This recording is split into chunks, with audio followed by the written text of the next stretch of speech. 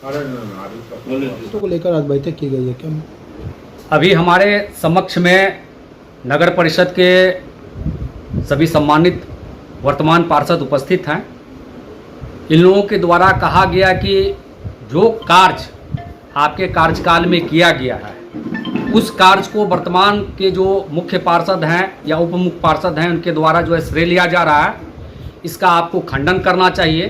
तो मैं यहाँ आपको बताना चाहूँगा कि जो अररिया नगर परिषद क्षेत्र के अंतर्गत जो शब्दागृह का निर्माण हो रहा है वह शब्दागृह हमारे कार्यकाल में 6/6/2022 को ही हम लोगों के द्वारा, हमारे बोर्ड के द्वारा इसका जो है कार्य की स्वीकृति के पश्चात इसका टेंडर कर दिया गया था।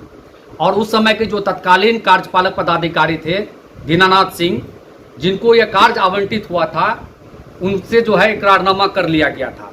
क्योंकि हम लोगों का चुनाव आपको जून जुलाई तक होना था और चुनाव नियत समय पर हम लोगों का नहीं हो पाया, चुनाव हम लोग का डिले हो गया था और जाकर के चुनाव हम लोग का 2022 के दिसंबर के आसपास हुआ था। तो कार्य आवंटित होने के बाद जो संवेदक थे आदर्श आचार संहिता में कार्य को प्रारंभ नहीं कर सकते थे। और जो नया बोर्ड अभी बना है, यह नया बोर्ड आपको क्या कहते हैं कि 13 जनवरी को इन लोगों का शपथ ग्रहण हुआ 2023 में। तो 13 जनवरी 2023 से इन लोगों का कार्यकाल स्टार्ट हुआ है, प्रारंभ हुआ है। तत्पश्चात जो कार्य मेरे द्वारा किया गया था उस कार्य का सिर्फ जो है इनके कार्यकाल में प्रारंभ हुआ।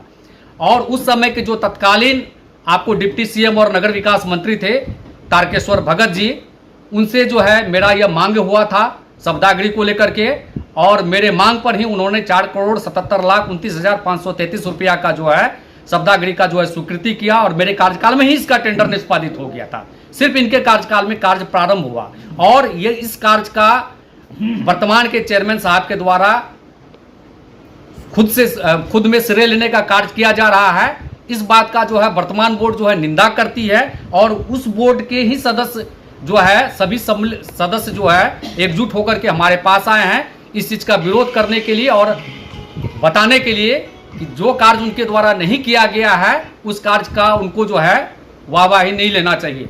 तो जनता को सही बातों का पता होना चाहिए, इसलिए इस प्रेस कॉन्फ्रेंस के माध्यम से जनता को यह बात मतलब बतलाने का प्रयास किया जा रहा है कि यह जो शब्दागृह अररिया में निर्माण हुआ है वह पुराने बोर्ड के द्वारा स्वीकृत हुआ था और पुराने बोर्ड का कार्यकाल में इसको जो है टेंडर किया गया था। यह सिर्फ जनता के बीच में भ्रम फैलाने की स्थिति को पैदा किया जा रहा है। क्या परिचय हुआ आपके? रितेश कुमार है, पूर्व मुख्य पार्षद नगर परिषद अररिया।